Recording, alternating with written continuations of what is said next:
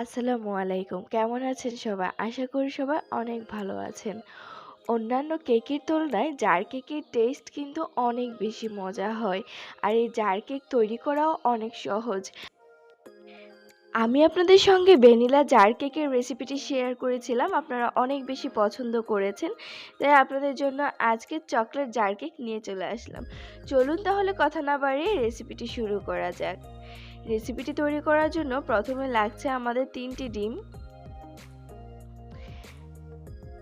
এখন ডিম ভেঙে ডিমের সাদা অংশ আর কুসুমটাকে আলাদা করে নিচ্ছি।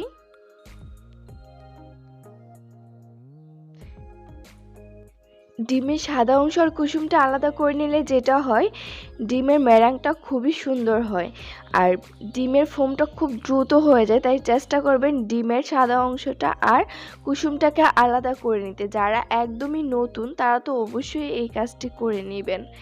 এখন আমি একটি ইলেকট্রিক বিটারের সাহায্যে বিট করে নিচ্ছি। আপনাদের হাতের কাছে যাদের ইলেকট্রিক বিটার না থাকে তারা হ্যান্ড উইক্স অথবা কাঁটা চামচের সাহায্যেও করতে পারেন, তবে সময় অনেক বেশি লাগবে। দেখুন কত সুন্দরভাবে ডিমের মেরাংটা হয়ে গেছে। এখন আমরা 1 কাপ পরিমাণ চিনি দিয়ে দিব। যাদের কাছে মেজারমেন্ট কাপ নেই তারা কিন্তু এরকম চায়ের কাপেও চিনি দিতে পারেন। আমি চায়ের কাপটা পুরো ভর্তি করে দিইনি, কিছুটা কম রেখে দিয়েছি। চিনিটাকে আবার খুব ভালো করে ডিমের মেরাঙের সঙ্গে বিট করে নিতে হবে, যাতে করে চিনির কোনো রকম দানা না থাকে। চিনিটা ভালোভাবে বিট করা হয়ে গেলে এই পর্যায়ে দিয়ে দিতে হবে ডিমের কুসুমটা। দিয়ে দিলাম ডিমের কুসুম। ডিমের কুসুম দিয়ে আবারও 30 সেকেন্ডের মতো খুব ভালো করে বিট করে নিচ্ছি। ভালো করে বিট করা নেওয়া হয়ে গেলে দিয়ে দিচ্ছি 1/4 কাপের মতো রেগুলার তেল। অবশ্যই তেল দিতে হবে, তেল না দিলে কিন্তু কেকটা সফট হবে না, ভালো হবে না। এখন দিয়ে দিচ্ছি চকলেট পেস্ট। চকলেট পেস্টের মধ্যে চকলেট কালার আর এসেন্স একসাথে থাকে। আপনাদের হাতের কাছে যদি চকলেট পেস্ট না থাকে সেই ক্ষেত্রে আপনারা শুধুমাত্র এসেন্সটাও দিতে পারেন। এবার আবার একটু বিট করে নিচ্ছি। এই পর্যায়ে বিট করা হয়ে গেছে আর বিট করা হয়ে গেলে শুকনো উপকরণগুলো মিশাতে হবে। আপনাদের সুবিধার্থে আজকে আমি কোনো রকম মেজারমেন্ট কাপ ব্যবহার করব না। মেজারমেন্ট কাপ ছাড়া কিভাবে খুব সুন্দরভাবে কেক তৈরি করা যায় তার রেসিপি আজকে আপনাদের সঙ্গে শেয়ার করছি।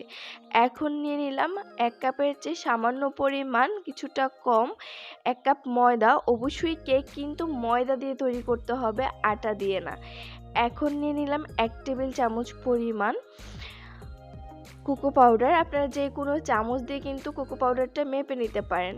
নিয়ে নিয়েছি 1 চা চামচ পরিমাণ বেকিং পাউডার, সামান্য পরিমাণ লবণ।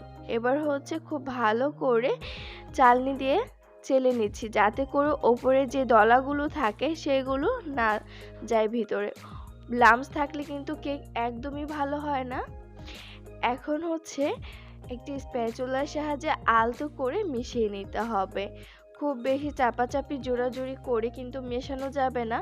এক সাইড থেকে এরকম করে ঘুরিয়ে ঘুরিয়ে মেশাতে হবে। খুব বেশি জোড়াজুড়ি করে মেশাতে গেলে যেটা হবে, ডিমের ফোমটা নষ্ট হয়ে যাবে। ডিমের ফোমটা নষ্ট হয়ে গেলে কিন্তু কেক একদমই ফ্লাপি হবে না আর একদমই স্পঞ্জি হবে না, ভালো হবে না। তাই চেষ্টা করবেন এই প্রসেসটা তৈরি করার ক্ষেত্রে খুবই ধৈর্য সহকারে করার জন্য। আমি কতটা আলতো করে মেশাচ্ছি আপনারা স্ক্রিনে দেখে নিশ্চয়ই বুঝতে পারছেন। জানি আমার কথা আপনাদের অনেক বিরক্ত লাগতেছে, কিন্তু বকবক না করে আমার কোনো উপায় নেই। কারণ এই স্টেপটা যদি আপনারা ভালো করে ফলো না করেন তাহলে কিন্তু আপনাদের কেক একদমই ভালো হবে না। এবার আমি একটি মোল্ডে নিয়ে নিচ্ছি কেকের ব্যাটারটা। আর কেকের ব্যাটারটা কিন্তু আমি ওপর থেকে ঢালছি, যাতে করে ভিতরে কোনো রকম বাতাস থাকলে সেটা বের হয়ে যায়।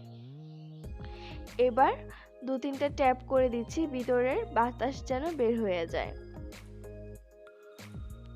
এখন কেক বেক করার পালা। চুলায় আমি একটি হাঁড়ি বসিয়ে হাঁড়িটাকে আগে থেকে প্রিহিট করে নিয়েছিলাম। এখন স্ট্যান্ডের মধ্যে কেক মোল্ডটাকে দিয়ে ঢেকে দিচ্ছি। এই কেকটা তৈরি হতে আমাদের 45 মিনিটের মতো টাইম লাগবে। চুলা আঁচটা একদম লো করে দিয়ে কেকটা বেক করে নিচ্ছি 45 মিনিটের জন্য। 45 মিনিট পর ফিরে এসেছি। কেকটা সুন্দরভাবে বেক হয়ে গেছে। এবার হচ্ছে আমি একটি কাঠির সাহায্যে আপনাদেরকে চেক করে দেখিয়ে দিচ্ছি। দেখুন কতটা সুন্দরভাবে বেক হয়েছে, কাঠিটা একদম ক্লিয়ার এসেছে। কাঠির মধ্যে যদি কেকের গায়ে আঠা লেগে থাকতো তাহলে বুঝতেন যে কেকটা বেক হয়নি। কেকটা বেক হতে হতে চলুন আমরা কেকের ক্রিম তৈরি করে নিই। কেকের ক্রিম তৈরি করার জন্য আমি একটি বাটিতে নিয়ে নিচ্ছি 1 কাপ পরিমাণ লিকুইড হুইপড ক্রিম। আমি ভিভো ব্র্যান্ডের হুইপড ক্রিমটা ব্যবহার করছি, আপনারা যে কোনো ব্র্যান্ডের হুইপড ক্রিম ব্যবহার করতে পারেন। আমি সবসময় ভিভো ব্র্যান্ডের হুইপড ক্রিম ব্যবহার করি। এবার হচ্ছে একটি ইলেকট্রিক বিটারের সাহায্যে লো স্পিডে কিছুক্ষণ বিট করে নিচ্ছি। আস্তে আস্তে স্পিডটা বাড়িয়ে তারপর হচ্ছে বিট করতে হবে। আপনারা যদি প্রথমে হচ্ছে স্পিড বাড়িয়ে বিট করেন সেক্ষেত্রে কিন্তু ক্রিম পারফেক্ট হবে না। তারপর হচ্ছে আমি মিডিয়াম স্পিডে কিছুক্ষণ বিট করে নিয়েছি, দেন হচ্ছে হাই স্পিডে বিট করে নিয়েছি। এবার হচ্ছে দিয়ে দিয়েছি চকলেট গানাশ 1/2 কাপ পরিমাণ। আগে থেকে ডার্ক চকলেট আমি গানাশ তৈরি করে ঠান্ডা করে নিয়েছি। অবশ্যই ঠান্ডা অবস্থায় কিন্তু দিতে হবে, গরম থাকা অবস্থায় দিলে ক্রিমও নষ্ট হয়ে যাবে। তাই ভালো করে ঠান্ডা করে গানাশটাকে তারপরে দিতে হবে। আপনারা কিন্তু এই গানাশটা ভ্যানিলা কেকের ক্ষেত্রে, যেহেতু এটা চকলেট কেক তাই আমি চকলেট গানাশ দিচ্ছি, আপনারা না চাইলে চকলেট নাও দিতে পারেন। এখন হচ্ছে দিয়ে দিচ্ছি চকলেট পেস্ট 1 চা চামচের মতো। এখন আবারও বিট করে নিচ্ছি 3-4 মিনিটের জন্য। খুব ভালো করে বিট করা হয়ে গেলে দেখুন কত সুন্দরভাবে ক্রিমটা তৈরি হয়ে গেছে।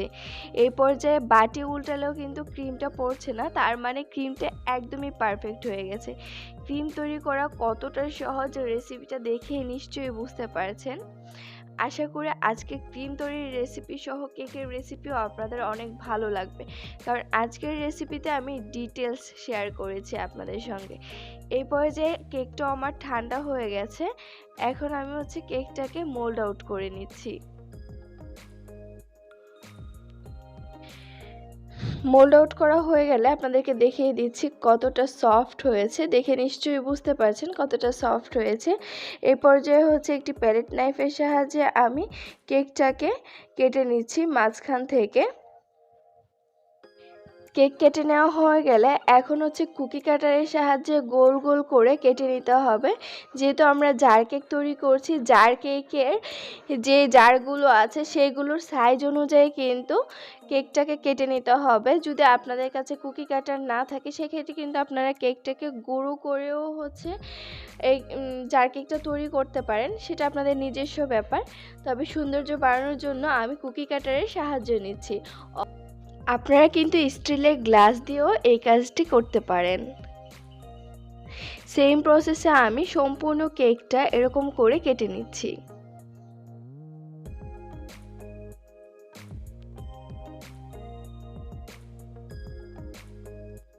কেক কাটা হয়ে গেলে অবশিষ্ট অংশগুলো কিন্তু ফেলে দেওয়া যাবে না।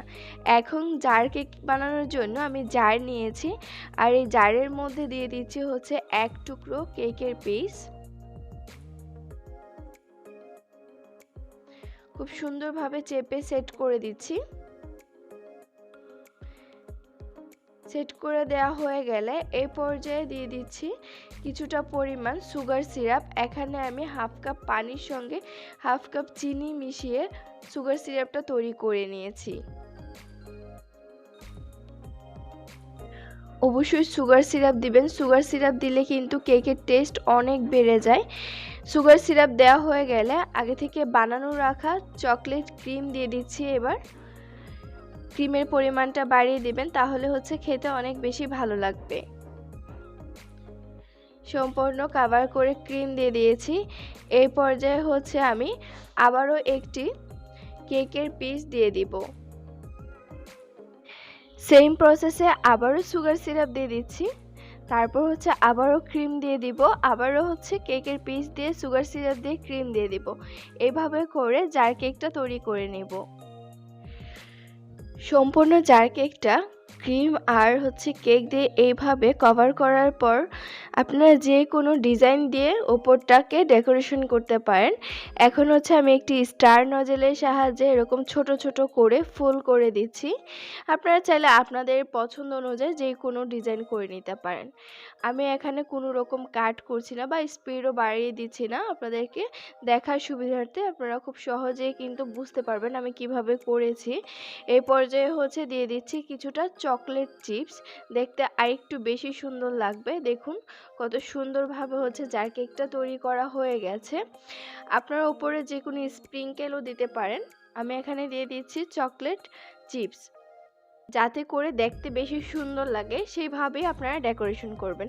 আমি আমার মতো করে নিয়েছি। এখন আপনাদের সঙ্গে আরও কয়েকটি ডেকোরেশন শেয়ার করছি।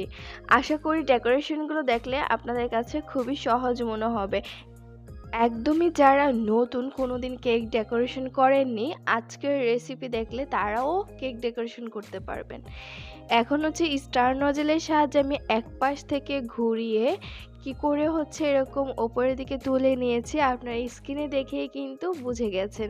এবার হচ্ছে কিছুটা বল স্প্রিং দিয়ে দিচ্ছি, দেখতে অনেক বেশি আকর্ষণীয় লাগে এই স্প্রিংকেলটা ব্যবহার করলে। এটাকে অনেকে সুইট বলও বলে। এখন হচ্ছে আমি আরেকটি নজেলের সাহায্যে এরকম ছোট ছোট করে ডিজাইন করে দিচ্ছি। হালকা করে চাপ দিয়েই কিন্তু এই ডিজাইনটা তৈরি করা যায়। খুবই সহজ নজেল দিয়ে ডিজাইন করা, যদি আপনাদের ক্রিমটা পারফেক্ট হয়।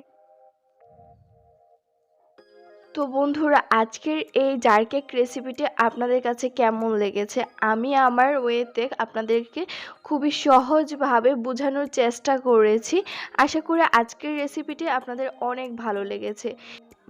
নতুন নতুন কেকের ভিডিও ডেকোরেশন দেখতে অবশ্যই চ্যানেলটি সাবস্ক্রাইব করে পাশে থাকা বেল আইকনটি ক্লিক করে দিবেন। আমরা প্রতি শুক্রবারে একটি করে ভিডিও আপলোড দিব আপনাদের জন্য। সেই পর্যন্ত সবাই ভালো থাকুন, সুস্থ থাকুন। আল্লাহ হাফেজ।